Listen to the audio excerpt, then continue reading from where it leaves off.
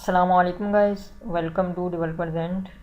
Android development series के अंदर आज हम एपीआई को कवर करेंगे, रेस्ट एपीआई को, कि हम किस तरह रेस्ट एपीआई क्रिएट कर सकते हैं और उसको अपनी एंड्रॉयड में हम यूज़ कर सकते हैं। बेसिकली एक वेब एप्लीकेशन का हम एक इंटरफेस क्रिएट करेंगे कि एक वेब एप्लीकेशन है, उसका डेटा जो है उसके डेटाबेस में, और उसकी हम एक सर्विस बनाएंगे। ठीक है, एक एपीआई बेसिकली क्रिएट करेंगे और उस एपीआई को हम जो है यूज़ करेंगे, उस एपीआई को अपने एंड्रॉयड के अंदर डेटा को लोड करने के लिए। ठीक है, तो चलें स्टार्ट करते हैं।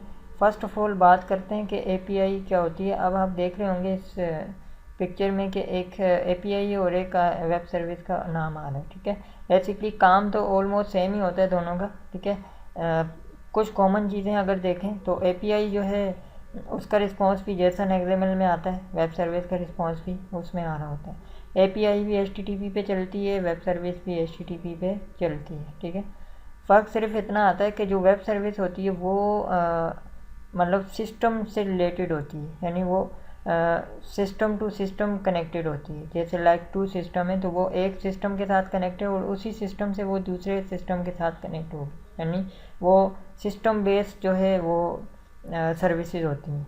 लेकिन अगर हम बात करें एपीआई की, तो एपीआई एक ऑनलाइन सर्वर के ऊपर मौजूद होती है। ठीक है, जिसको हम मल्टीपल एप्लीकेशन के अंदर उसको हम यूज़ कर सकते हैं और अपनी एपीआई को मल्टीपल जगहों पे कंज्यूम कर सकते हैं। ठीक है, फिर एपीआई में बहुत सारी और भी दीगर चीज़ें आती हैं, टोकन बेस्ड एपीआईज भी होती हैं। ठीक है, नॉर्मल भी एपीआईज होती हैं। अब हम एपीआई की फुल फॉर्म समझ लेते हैं। एपीआई की फुल फॉर्म है एप्लीकेशन प्रोग्रामिंग इंटरफेस। ठीक है, इसकी मीनिंग में ही पता चल रहा है कि ये जो बेसिकली एक इंटरफेस है, प्रोग्रामिंग के का एक इंटरफेस है जो कि एप्लीकेशंस के लिए बना। ठीक है, जो कि मल्टीपल एप्लीकेशंस को के लिए आप उसको यूज़ कर सकते हैं। एक एग्जांपल से हम समझते हैं। फॉर एग्ज़ाम्पल एक एसएमएस की कंपनी है जो कि आपने अक्सर सॉफ्टवेयर में देखा होगा, जो एसएमएस हमें रिसीव हो रहे होते हैं, लाइक वो फी सबमिशन पे हो या कोई भी अलर्ट वगैरह अगर हमें शो करवाना है तो हम थ्रू मैसेज जो है वो उसको शो कर रहे होते हैं। अब ये एसएमएस की जो सर्विस है, ये बेसिकली एक कंपनी है जी, कोई भी आप कंपनी ले लें XYZ, उसने एक सर्विस बना के अपनी किसी वेबसाइट के ऊपर रख दी, ऑनलाइन सर्वर। अब जो भी बंदा आएगा उस कंपनी से वो सर्विस बाय करेगा। ठीक है, उसकी मैम सब्सक्रिप्शन होगी। ठीक है, 6 मंथ की, 1 ईयर की, इस तरह वो जब उसकी सब्सक्रिप्शन कर लेगा तो उसको कुछ टाइम के लिए वो सर्विसेज मिलेगी जिसको वो यूज़ कर रहा होगा अपनी एप्लीकेशन में। फॉर एग्ज़ाम्पल उसकी पीएचपी की एप्लीकेशन हो सकती है, वो .NET पे काम कर सकता है और दीगर लैंग्वेजेस पे वो काम कर सकता है। तो जो एपीआई होती है अव्वल तो वो डिफरेंट एप्लीकेशंस के लिए होती है। ज़रूरी नहीं कि एक एपीआई जो है जस्ट एक .NET के लिए फ़िक्स होगी, वो मल्टीपल जगहों पे आप उसको यूज़ कर सकते हैं। उसका जो मेन मकसद यही होता है, आप उसको मल्टीपल जो एप्लीकेशन है उनके साथ कंज्यूम कर सकें। ठीक है, तो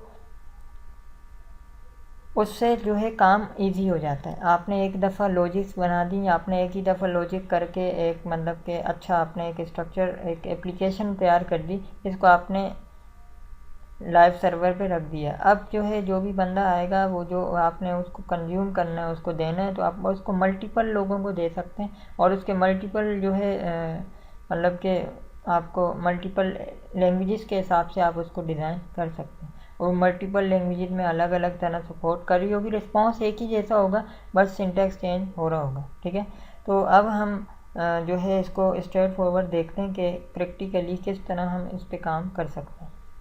फ़र्स्ट ऑफ़ ऑल मैं एपीआई जो क्रिएट करूँगा, मैं आपको 2-3 तरीके बताता हूँ। ठीक है, एक हम खुद की एपीआई बनाना सीखेंगे, दूसरा जो बनी बनाई एपीआई हैं उनको भी मैं आपको बताता हूँ वो हम कैसे यूज़ कर सकते हैं। ठीक है, तो फ़र्स्ट ऑफ़ ऑल मैं आपको कुछ बनी बनाई एपीआई की भी बात बताता हूँ। आपने जाना है, आपने जाके लिखा माई जेसन। ठीक है, आप बस इतना ही सर्च करें तो आपके सामने एक वेबसाइट आ जाएगी। ठीक है, आपने इस वेबसाइट पे जाना है। इस वेबसाइट पे ये आप देख रहे होंगे कि ये गिटहब की इन्होंने रिपोजिटरी कनेक्ट की हुई है, साथ में इन्होंने अपनी ऑफिशियल वेबसाइट का भी लिंक दिया हुआ है। ठीक है, मैं इसमें से किसी भी वेबसाइट पे यहाँ से क्लिक कर देता हूँ तो ये हमें यहाँ पे ले जाएगा। ठीक है, इनकी ऑफिशियल वेबसाइट पे यहाँ पे इन्होंने एक एपीआई बनाई हुई है ऑलरेडी, पोस्ट के नाम से। तो ये देखें, ये इसका रिस्पॉन्स आ रहा है। ठीक है। ये जो रिस्पॉन्स है ये बेसिकली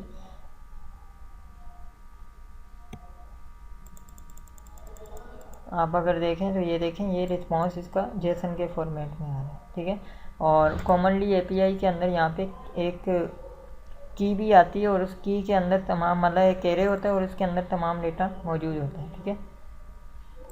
तो या तो आप इसको यूज़ कर सकते हैं, इस यूआरएल को डायरेक्ट अपनी एप्लीकेशन में रखें और यूज़ करें, ठीक है। और भी बहुत सारे ऐसे सॉफ्टवेयर हैं, बहुत सारी ऐसी वेबसाइट्स हैं जो कि आपको कोड जनरेट करके देती हैं एपीआई का। आपने जस्ट अपने कॉलम सेट करने होते हैं, मतलब आपने अपनी फील्ड्स वगैरह रख दी और उस हिसाब से वो आपको जेसन का जो रिस्पॉन्स है जो वो आपको दे देगी बना के। आपने उस फाइल को, उस यूआरएल को कहीं भी कनेक्ट कर देना और उसके हिसाब से आपने जो भी डेटा फेच करवाना है वो आप करवा सकते हैं। ये तो एक सिंपल सा तरीका है।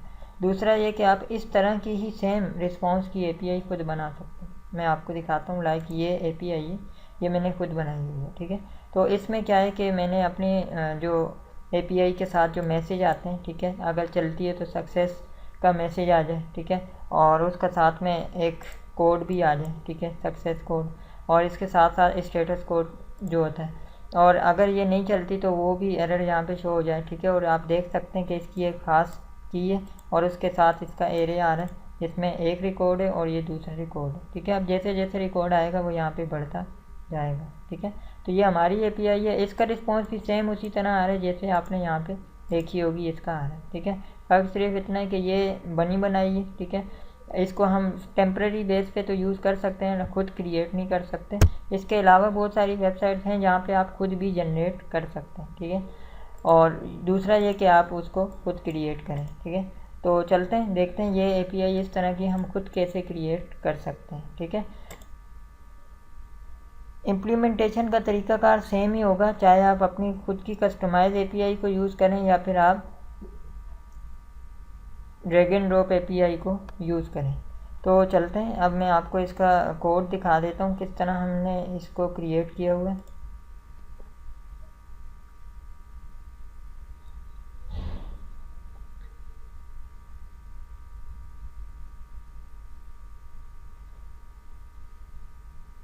तो ये मेरी एपीआई की मैंने 2 फाइलें बनाई हैं एपीआई के लिए, ठीक है। पहली मैंने फ़ाइल बनाई है फंक्शन की, ठीक है, जिसमें मैंने अपना MySQL कनेक्ट किया है, ठीक है।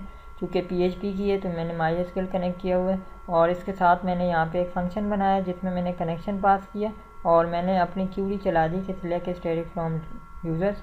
अब आप चाहें तो इसमें आईडी वाली जो होती है, जैसे आप यूआरएल में जाके लिखें, सपोज़ टू यहाँ पे जाएं और आप यहाँ पे लिखें लाइक डेट इस तरह के आईडी, जैसे ये अभी आ भी रहा था, इस तरह हम सर्च करें। अभी चूँकि ये उस तरह मैंने नहीं बनाई हुई आईडी के ब्याह पे, वरना हम यहाँ पे 1 करते तो सिर्फ एक रिकॉर्ड आता, बाकी नहीं आता, ठीक है। तो आप अगर पैरामीटर के साथ बनाना चाहते हैं तो वो भी बना सकते हैं और अगर आप डायरेक्ट रिकॉर्ड बनाना चाहते हैं, सब सारा रिकॉर्ड आ जाए, तो वो भी आप क्रिएट कर सकते हैं। तो मैंने जो है तमाम जो डेटा है वो फैच हो जाए उस तरह की बनाई हुई है। तो यहाँ सारा डेटा फैच हो जाएगा और अगर कोई मसला आता है तो यहाँ पे एरर आ जाएगा। उसके बाद इसका जो भी रिस्पांस आएगा, मतलब ये जब क्यूरी चल जाएगी तो इसको रिटर्न कर देंगे, ठीक है। तो ये तो एक बेसिक सा फंक्शन है जो मैंने बना लिया। अब फंक्शन क्यों बनाया, ताकि मैं दूसरी फाइल में इसको यूज़ कर सकूं, ठीक है। और मल्टीपल प्रोजेक्ट्स में, मतलब सपोज़ टू एक मेरी ये फ़ाइल है और इसको मैं मल्टीपल कोई और एप्लीकेशन है पीएचपी की, उसमें मैं इसको कंज्यूम करना चाहूँ तो मैं ताकि कर सकूँ, ठीक है, और इजीली मैं इसको इनहेरिट भी कर पाऊँ। अच्छा, अब हम चलते हैं यहाँ पे।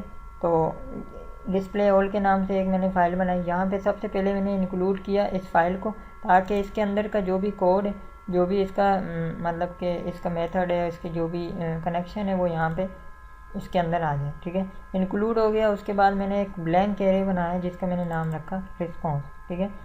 उसके बाद मैंने एक वेरिएबल बनाया हुआ है, ठीक है, जहाँ पे मैं क्या कॉल कर रहा हूँ, ये मेथड कॉल कर रहा हूँ डिस्प्ले ऑल का, ठीक है। ये कॉल किया और इसके साथ साथ मैंने एक कंडीशन लगाई सिंपल कि इफ़ अगर MySQL आई नम रोज, यानी कि जो मेरा MySQL का डेटाबेस है उसके अंदर अगर ये जो रिज़ल्ट आ रहा है, जो भी इस डिस्प्ले में जो भी रिज़ल्ट आएगा डेटाबेस से, अगर ये रिज़ल्ट रिकॉर्ड हुआ, ठीक है, तो फिर क्या करो, ग्रेटर देन 0 अगर रिकॉर्ड हुआ तो ये शो करवा दो, अगर नहीं होता तो एल्स में ये शो करवा दो, ठीक है। अच्छा, तो हम चलते हैं, अगर होता है तो क्या होगा, अगर रिकॉर्ड हुआ है इसमें तो एक मैंने कहा रिस्पॉन्स के नाम से जो मैंने यहाँ ब्लैंक एरे लिया था इसकी मैंने की पास की और इसके साथ मैंने एरे अगेन असाइन कर दिया, ठीक है। और यहाँ भी ब्लैंक एरे, ठीक है। अब इसकी वैल्यू हम नीचे दे रहे होंगे, ठीक है। तो यहाँ मैंने वाइल का लूप चलाया, वाइल का लूप क्या करेगा, ये जो डेटा है इसको ये फैच करेगा, ठीक है। मैंने यहाँ पे MySQL फैच एरे किया और ये जो रिज़ल्ट था, क्योंकि सारी क्यूरी चल के उसका रिस्पॉन्स क्या आएगा इसमें, तो इसको मैंने यहाँ पे फैच किया और सिंपली मैंने यहाँ पे एक अगेन एरे बनाया, ठीक है, ब्लैंक एरे, जिसके अंदर मैंने कुछ डेटा फैच कर दिया जो कि हमारा इस रो के अंदर था। जो मेरा डेटाबेस से रिस्पॉन्स आएगा वो कहाँ आएगा, रो में। तो इस रो से मैंने वैल्यू गेट की और कहाँ रख दी, डेटा के अंदर, क्योंकि डेटा ब्लैंक था। ये एक अलग एरे, ठीक है, ये अलग एरे, ये बिल्कुल अलग एरे, ठीक है। मैंने इसमें से डेटा फैच किया, यहाँ रख दिया और एरे डॉट पुश, मैंने एरे पुश का मेथड यूज़ किया। ये कब यूज़ होता है, जब आपका एरे खाली होता है, ठीक है। यानी आपका एरे ब्लैंक है या ब्लैंक नहीं भी है, आप उसमें चाहते हैं कि मतलब बाद में आप कोई वैल्यू उसमें ऐड कर सकें, ठीक है, तो उसके लिए आप ये मेथड यूज़ करते हैं, ठीक है। तो मैं जो है यहाँ पे यूज़ कर रहा हूँ एरे पुश और इसके अंदर मैंने किसको रखा, रिस्पॉन्स को। चूँकि ये मेरा ब्लैंक था तो मैंने रिस्पॉन्स रखा और की पास की, कॉमा करके मैंने इसके साथ ही एरे में पास किया अपना ये वाला एरे जिसके अंदर डेटा था, ठीक है। तो ये मैंने पास कर दिया। फिर यहाँ मैंने अपनी आसानी के लिए एक मैंने यहाँ पे कंडीशन लगाई, इफ़ अगर रिस्पॉन्स आता है यानी क्यूरी में डेटा आ चुका है रिज़ल्ट के अंदर, तो फिर क्या करो, रिस्पॉन्स जो एरे ऑलरेडी बना हुआ है यहाँ पे इसके अंदर की आ रही है यूज़र्स की, तो एक और इसके अंदर की रखो सक्सेस की, जहाँ पे शो हो जाए 1, ठीक है। और रिस्पॉन्स में मैसेज के अंदर ये मैसेज आ जाए। और आखिर में मैंने ये लाइन लिखी, ये लाइन क्या करेगी, आपका जो डेटा है उसका रिस्पॉन्स किस में लाएगी, जेसन के अंदर, ठीक है। जेसन इनकोड कर देगी, आपका जो भी डेटा आएगा वो बेसिकली जेसन के फॉर्मेट में कन्वर्ट हो जाएगा, ठीक है। और एल्स में मैंने क्या रखा हुआ है, ये जो एल्स है ये किस चीज़ का एल्स है, ये मैं आपको क्लियर कर दूँ। ये बेसिकली एल्स है इसका MySQL नंबर, अगर डेटा नहीं होता तो हमने कहा इसका जो रिस्पॉन्स है वो अगेन आए और सक्सेस में 0 और यहाँ पे मैसेज आ जाए नो डिटेल फाउंड, ठीक है। और जेसन में इसको भी इनकोड कर देना। और नीचे हमने सबसे लास्ट में इस तमाम ब्रैकेट के बाद मैंने एक कंडीशन लगाई, इफ़ कौन अगर इक्वल टू ट्रू हो, यानी ये मिसाल अगर ये मतलब कहीं कनेक्शन हमारा जैसे होता है ना, हम बार बार लगा देते हैं कनेक्शन, तो उसको उस सिनेरियो में MySQL क्लोज़ कर दे, यानी कनेक्शन को क्लोज़ कर दे, ठीक है। तो ये एक मैंने मेथड लगाया हो। खैर अगर मैं ये ना भी लगाऊं तो भी हमारा काम हो जाएगा, ठीक है, इसकी भी कोई ख़ास नीड नहीं है इसके अंदर। तो अब मैं अगर आपको इसका रिस्पॉन्स दिखाऊं तो ये आ रहा है, ठीक है। अब होगा क्या कि मैंने यहाँ पे कोई फॉर्म तो नहीं बनाया, मैं डायरेक्टली आपको यहाँ से समझा देता हूँ। ये मेरा डेटाबेस है DB REST API, इसके अंदर मैंने एक छोटा सा टेबल बनाया, user ID, user name, password, ठीक है। मैं यहाँ पे कुछ रिकॉर्ड इंसर्ट करता हूँ। अभी आप देखें यहाँ पे 2 रिकॉर्ड आ रहे हैं, ठीक है, जो यहाँ हैं वही आ रहे हैं। मैंने यहाँ पे एक और रिकॉर्ड इंटर किया, यहाँ मैंने लिखा सपोज टू शाम और 1 2 3, और यहाँ पे मैंने कुछ मज़ीद रिकॉर्ड ऐड किया, मैंने कहा, ठीक है। और जैसे ही मैं यहाँ से सेव करता हूँ, अब देखें 2 रिकॉर्ड यहाँ पे आ गए, ठीक है। और यहाँ पे अगर हम देखें तो ये देखें मज़ीद कुछ रिकॉर्ड इसमें आ चुका है, ठीक है, ये देख सकते हैं आप, ठीक है। तो अब ये मेरा एक सर्विस बन चुकी है जिसके अंदर तमाम डेटा शो हो रहा है। फिर हम इसी को यूज़ करेंगे अपनी एंड्रॉयड के लिए, ठीक है। तो हम आते हैं अपने एंड्रॉयड स्टूडियो पे और इसको प्रैक्टिकली देखते हैं किस तरह हम इसको एंड्रॉयड के अंदर गेट कर सकते हैं, ठीक है।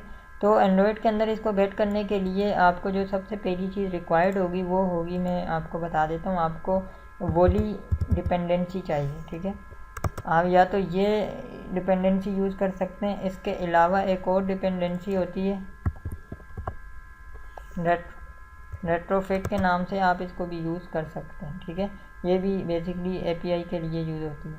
तो मैं वोली को यूज़ करने वाला हूँ, ठीक है, आप उसको दूसरी वाली को भी यूज़ कर सकते हैं। तो आपने इस पे जाना है, पहले लिंक के ऊपर एंड्रॉयड की ऑफिशियल वेबसाइट है, यहाँ पे आपको ले जाएगा, यहाँ पे डिपेंडेंसी आ रही होगी, आपने इसको सिंपली कॉपी करना है, ठीक है। और अपना जो एंड्रॉयड स्टूडियो होगा उसके अंदर आपने लगा देना है, ठीक है। तो हम अपना एक प्रोजेक्ट क्रिएट करते हैं।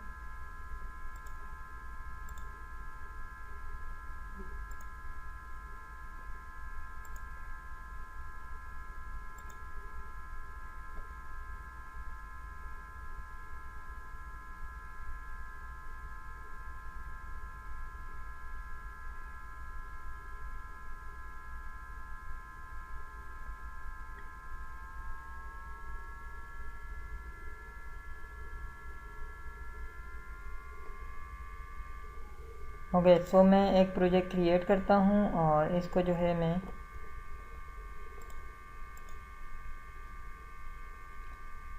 ऐड कर देता हूँ। इसका मैं नाम रखता हूँ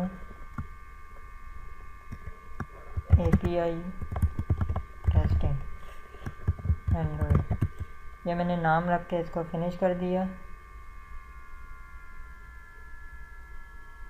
बेसिकली फ़ोल्डर होगा और यहाँ पे मैं इसका नाम भी यही रख देता हूँ जो था। ठीक है, तो मैं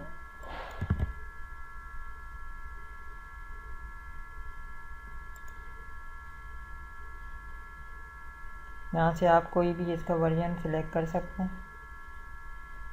मार्शमेलो मैंने सिलेक्ट किया हुआ है।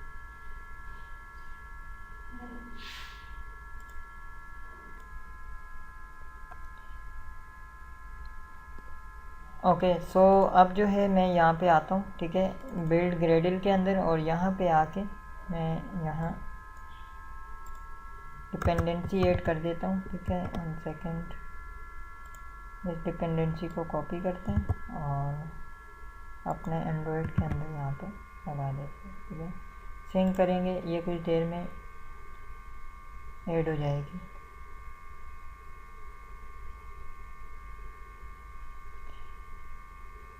ओके, सो ये तो हो जाएगा। अब हम यहाँ पे इसका एक इंटरफेस डिज़ाइन कर देते हैं फ्रंट का।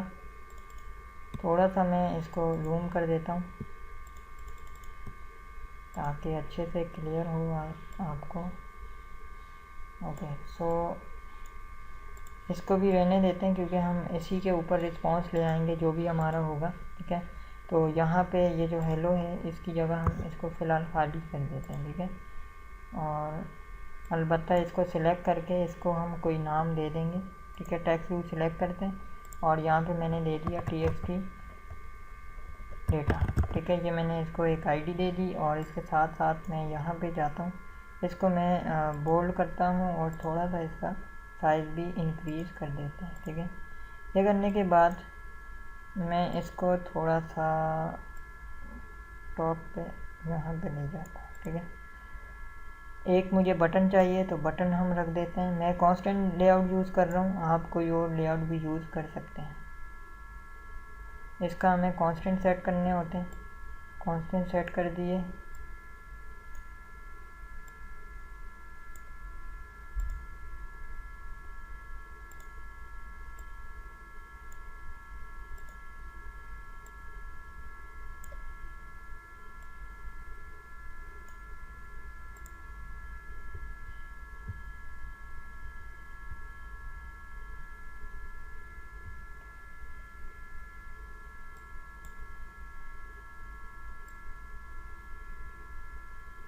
ठीक है, तो इसका मैं नाम रख देता हूँ BTN गेट। ठीक है, गेट रिज़ल्ट कर देते हैं और इसके साथ हम यहाँ पे गेट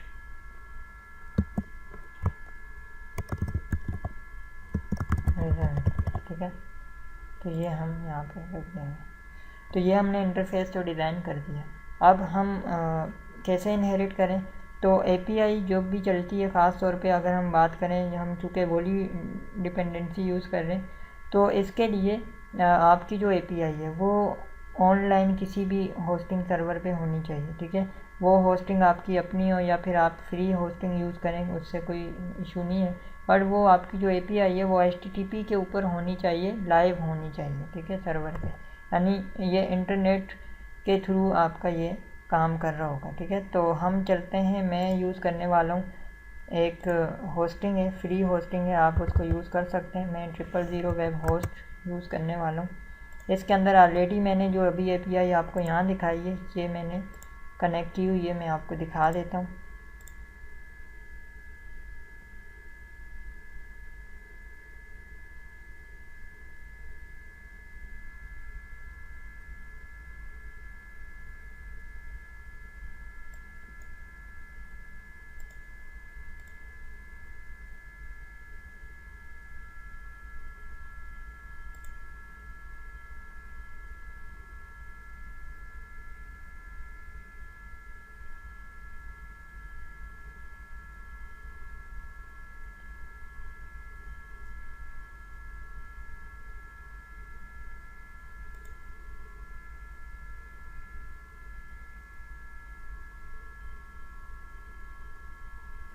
सो हम इसके फ़ाइल मैनेजर में चलते हैं, टूल्स में जाके फ़ाइल मैनेजर, और यहाँ से अपलोड फाइल, और यहाँ पे हमें इसका फ़ाइल मैनेजर नज़र आ जाएगा।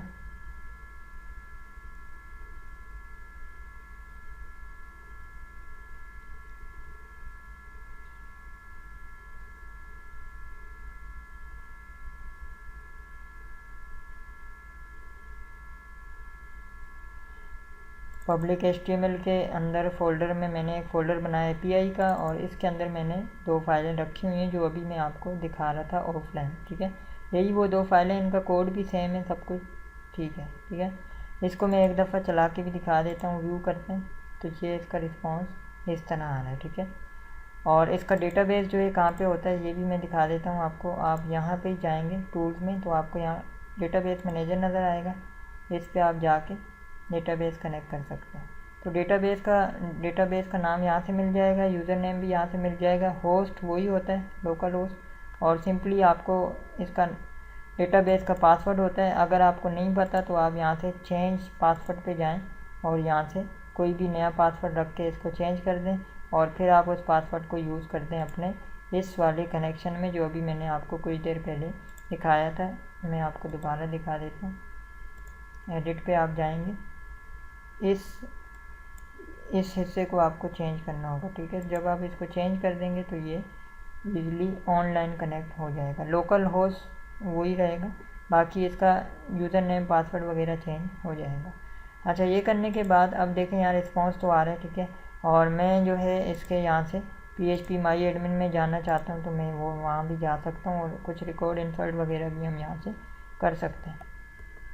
ओके, सो मूव करते हैं हम अपने एंड्रॉयड प्रोजेक्ट पे। ठीक है, तो हम यहाँ पे जाते हैं मेन एक्टिविटी पे। अब हमें इसको सबसे पहले तो अपनी जो हमने बटन वगैरह बनाए इनको हम गेट कर लेते हैं, उसके बाद हम API का काम स्टार्ट करते हैं। तो यहाँ पे सबसे पहले टेक्स्ट व्यू जो हमने लिया हुआ है इसकी हमने ID गेट की। ठीक है, ऑल्टर इंटर प्रेस करेंगे तो आपकी ये ऑटोमेटिक इंपोर्ट हो जाएगी। इसके साथ साथ हमें बटन भी चाहिए, तो मैंने यहाँ पे एक बटन जो है BTN रिज़ल्ट के नाम से कर देते हैं, और इसको भी हम इंपोर्ट कर लेंगे। ओके, सो अब हमने इसकी ID गेट करनी है, तो यहाँ पे फाइंड व्यू बाय ID। ठीक है, find view bye ID r.id, ये सोर्स में जाके आपने यहाँ पे इसकी TXT डेटा ये पास कर दी जो भी इसकी ID है, और इसी तरह BTN रिज़ल्ट की आपने ID गेट करनी है r.id.btn ये। ठीक है, उसके बाद नेक्स्ट थिंग ये होगी कि यहाँ पे हमें कुछ मज़ीद एक चीज़ चाहिए वोली के लिए ख़ास तौर पर। तो यहाँ पे मैं यूज़ करने वाला हूँ रिक्वेस्ट क्यू। ठीक है, ये यूज़ करूँगा, ये वोली से आया बेसिकली। इसका नाम आप कुछ भी रख दें, मैं यहाँ पे यही रख देता हूँ। ठीक है, तो इसको अगर मैं आपको दिखाऊँ यहाँ इंपोर्ट में, तो ये कहाँ से जा रहा है, ये देखें वोली के साथ वोली के डिपेंडेंसी से आ रहा है। ठीक है, क्लास में से।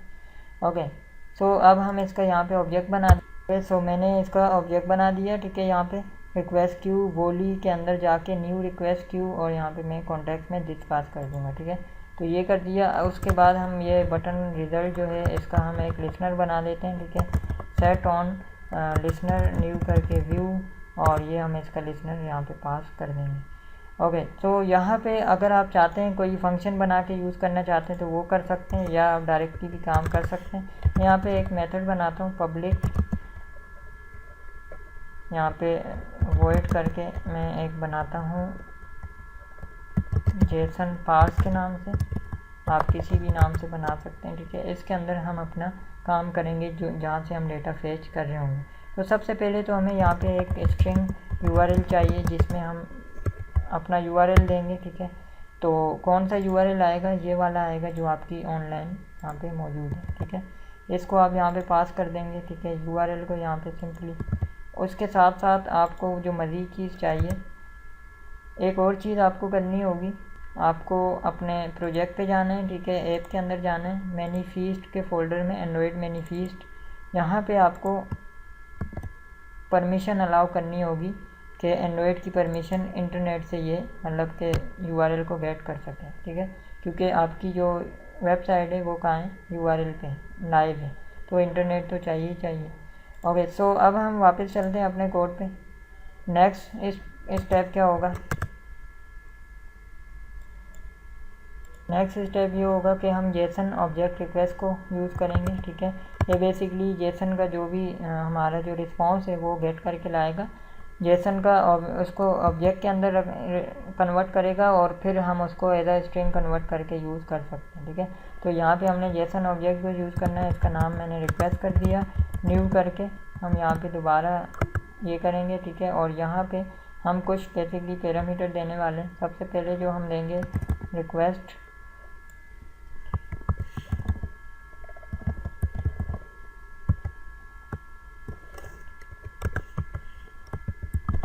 रिक्वेस्ट मेथड गेट, और इसके साथ हम यहाँ पे यूआरएल पास करेंगे और यहाँ पे हम इसको नल ले देंगे और उसके बाद हम न्यू करके एक अगेन लिसनर इसका कॉल करेंगे, ठीक है। लिसनर कॉल होगा, इसको हमने यहाँ पे बंद कर दिया। और अब जो है यहाँ पे जो एरर आ रहा है वो हम देख लेते हैं क्या है। तो अभी देखें ये एरर क्या आ रहा है, ये कह रहा है आपने इसके अंदर मज़ीद एरर जेसन का एक एरर लिसनर है वो भी कॉल करना है, ठीक है। तो वो हम यहाँ पे कॉल कर देते हैं, ठीक है। न्यू करके हम कॉल करते हैं, इसका एक और लिसनर होगा एरर का, ये हम कॉल कर देते हैं, ठीक है। तो एरर रिजॉल्व हो चुका है। ओके, सो जो भी एरर होगा वो यहाँ आएगा और अगर कोई रिस्पांस आता है तो वो यहाँ पे शो हो रहा होगा, क्योंकि एपीआई में मैंने आपको पिक्चर में भी यहाँ समझाया था कि जब भी एपीआई चलती है तो रिक्वेस्ट के अगेंस्ट क्या आता है, रिस्पांस आता है। हम यूआरएल से रिक्वेस्ट भेजते हैं तो उसके अगेंस्ट हमें कुछ ना कुछ रिस्पांस मिल रहा होता है, जो कि रिस्पांस किसी न किसी सोर्स के थ्रू हम तक पहुँच रहा होता है, ठीक है। तो वापस हम चलते हैं। तो यहाँ पे बेसिकली हम क्या करने वाले हैं,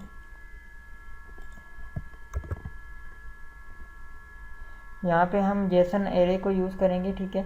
और जेसन एरे का हमने यहाँ ऑब्जेक्ट बनाया और रिस्पांस ये जो इसका पैरामीटर है इसको यूज़ करते हुए हम यहाँ पे गेट जेसन एरे, और यहाँ पे हम वो पास करेंगे जो की जो आपकी यहाँ पे यूआरएल एपीआई में आ रही है, ठीक है, ये की, ठीक है।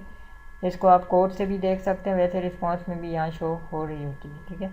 तो आपने इसको यहाँ पे रख देना है। अभी देखें एरर आ रहा है क्योंकि ये एक ट्राई कैच का कह रहा है, आपने इसको ट्राई कैच के अंदर रखना है, ठीक है। तो हमने कैच के ब्लॉक में रख दिया, ठीक है। इन केस कोई एरर आए तो वही डील कर दिया। ओके, तो नेक्स्ट थिंग क्या हो, तो अब हमने यहाँ पे लूप चला दिया, ठीक है, फॉर का। यहाँ पे हमने लूप आई से शुरू किया, 0 से स्टार्ट होगा क्योंकि एरे लूप हमेशा 0 से ही शुरू होता है। और फिर नॉर्मली एरे में हम वैल्यू इसी तरह प्रिंट करते हैं, ठीक है। एरे को हम एरे डॉट लेंथ उठाते हैं और उसको हम इंक्रीमेंट करते हैं, ठीक है। और नीचे जो भी होता है वो एरे के अंदर हम पास कर देते हैं, लाइक इस तरह, ठीक है। जैसे ये एरे तो मैं यहाँ पे इस तरह पास कर दूँगा, ठीक है, सपोज टू जेसन एरे, और इसके अंदर आई को हम इस तरह पास कर देंगे, ठीक है। कॉमनली ऐसे ही होता है। तो अब हम डेटा फेच करने वाले हैं, ठीक है। यहाँ पे एक जेसन ऑब्जेक्ट बनाया है, ठीक है। जेसन ऑब्जेक्ट क्या करता है, जब भी आपका जो डेटा है वो जेसन के अंदर आ रहा होता है, नॉर्मल जो आपका जेसन का लाइक मैं आपको दिखाऊं ये वाला रिस्पांस, ये टेक्स्ट नहीं है, ठीक है। ये जेसन का अपना एक इनकोडिंग होती है, जेसन का अपना एक रिस्पांस इसी तरह आता है। अब इसको अगर आपने नॉर्मल अगर प्रिंट करना है, अपने उसमें यूज़ करना है, चाहे आप उसको PHP में यूज़ करें, किसी भी लैंग्वेज में यूज़ करें, तो वो कन्वर्ट होता है, ठीक है। इनफैक्ट अगर आप इसको जावास्क्रिप्ट में भी यूज़ करेंगे तो भी आपको जेसन को पार्स करना पड़ेगा, फिर वो जो है आप उसको यूज़ कर सकते हो, उसका ऑब्जेक्ट बनाना पड़ता है। जेसन की फुल फॉर्म ये जावास्क्रिप्ट ऑब्जेक्ट नोटेशन, ठीक है। आपका जो बेसिकली जो कोड है उसको ऑब्जेक्ट में तोड़ देता है, यानी ये पूरी एक लाइन है तो इसको वो ऑब्जेक्ट में तोड़ देगा, यूज़र नेम अलग कर देगा, पासवर्ड अलग कर देगा, मतलब जो आपका पूरा एक लाइन स्ट्रिंग होती है उसको वो तोड़ देता है ऑब्जेक्ट में, ताकि ईज़िली आप अपनी मर्ज़ी से जो चीज़ रखना चाहो, फैच करना चाहो वो आप कर सको। तो यहाँ पे हमने जेसन ऑब्जेक्ट लिया, इसकी हमने एक वेरिएबल बनाया, ठीक है। इसका नाम आप कुछ भी रख दें, ठीक है। तो मैंने इसका नाम एम्प्लॉई रख दिया है, ठीक है। तो हमने यहाँ पे जेसन एरे जो हमने हमारा एरे था जहाँ से हमारा रिस्पांस आएगा उसको हमने रखा, और गेट जेसन ऑब्जेक्ट हमने ये मेथड कॉल किया और इसके अंदर आई को पास कर दिया। उसके बाद मैंने 3 वेरिएबल बनाए, आईडी, यूज़र नेम, पासवर्ड, ठीक है, और यूज़र आईडी और यूज़र नेम और पासवर्ड। ये कौन सी की होंगी जो आपकी यहाँ पे रिस्पांस में आ रही है, ठीक है। और सेम ये आपकी डेटाबेस में भी सेम ही है, ठीक है, कॉलम जो आपके टेबल के। नेक्स्ट थिंग कि आपने इसको अब प्रिंट करना है, ठीक है। कहाँ पे प्रिंट करना है, वो जो आप हमने txt दिया था उसके ऊपर, ठीक है। तो यहाँ पे चलते हैं। ओके, सो लास्ट में हमने क्या किया कि हमने txt जो डेटा था जो हमने ऊपर टॉप पे बनाया था टेक्स्ट व्यू, जहाँ पे हम चाह रहे थे कि जब बटन सबमिट हो तो वो डेटा इसके ऊपर आए, ठीक है। तो हमने इसको यहाँ पे गेट किया txt और इसके ऊपर अपेंड किया डेटा आईडी, फिर हमने बीच में स्पेस देने के लिए कॉमा रखा और इसके साथ जो है हमने स्पेस देके स्ट्रिंग वैल्यू यूज़र नेम जो ये वेरिएबल है ये पास किया और उसके साथ हमने पासवर्ड दे दिया, ठीक है। मैं इसको वैसे हटा भी दूं तो भी ये चल जाएगा, इसका कोई इशू नहीं है, ठीक है। और हम आप चाहो तो डायरेक्ट भी चला सकते हो, ये स्ट्रिंग वैल्यू दे दूँगी तो ये थोड़ा मतलब कन्वर्जन में ईजी हो जाता है। बाद औक़ात एरर आ जाता है स्ट्रिंग वैल्यू के ऊपर, तो हमें ये यूज़ करना पड़ जाता है, ठीक है। तो पासवर्ड हमने यूज़ किया, यूज़र नेम, और ये अपने कॉलम यहाँ पे जो वेरिएबल थे इसके अंदर देखें ये आपसे रिक्वेस्ट पूछ रहा है, ठीक है। कौन सी रिक्वेस्ट, जो आपने यहाँ ऊपर टॉप पे बनाई थी, ठीक है, ये वाली, इसको आप यहाँ पे पास कर देंगे, ठीक है। इस रिक्वेस्ट को आपने यहाँ पे पास कर दिया और इस मेथड को, ये जो जेसन पार्स है इसको हम यहाँ पे कॉल कर देंगे सिंपली जेसन पार्स, और बाकी तो सब ठीक है। अगर कोई एरर आता है तो वो हमें पता लग जाएगा, हम फिर भी एक टॉस यहाँ पे रख देते हैं, ठीक है, कि अगर कोई एरर आए तो हमें यहाँ पे डिलीशन में शो हो जाए। मैक टैग्स यहाँ मैंने गेट एप्लीकेशन कॉन्टेक्स्ट दिया और यहाँ पे मैंने दिया एरर, और इसके साथ हम कनेक्ट कर देते हैं, ठीक, इसको एरर को, ठीक है, और टॉस डॉट लेंथ शॉट, और इसको हमने शो कर दिया, ठीक है। अब हम इसको चलाते हैं और देखते हैं क्या आउटपुट आता है। तो मैं अपना इमुलेटर स्टार्ट करता हूँ। ओके, सो हम यहाँ पे क्लिक करते हैं तो ये देखें ये डेटा आ चुका है, ठीक है। अब मैं यहाँ चलता हूँ ऑनलाइन, जो हमारा PHP माई एडमिन था, इस पे जाके मैं अपने डेटाबेस में जाता हूँ, क्योंकि हमने तो इसको ऑनलाइन कनेक्ट किया हुआ है। तो मैं अपने यूज़र्स वाले टेबल पे जाता हूँ जो हमने बनाया हुआ है, इसके अंदर जाके मैं कुछ रिकॉर्ड इंसर्ट करता हूँ,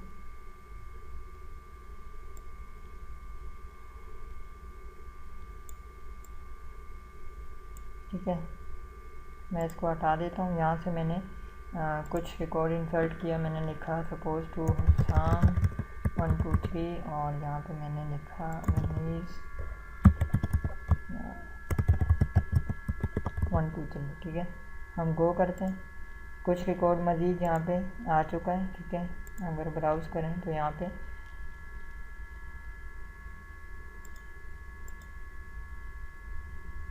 होपफुली आपको API का कॉन्सेप्ट समझ आ गया होगा कि किस तरह हम API को एंड्रॉयड के अंदर यूज़ कर सकते हैं।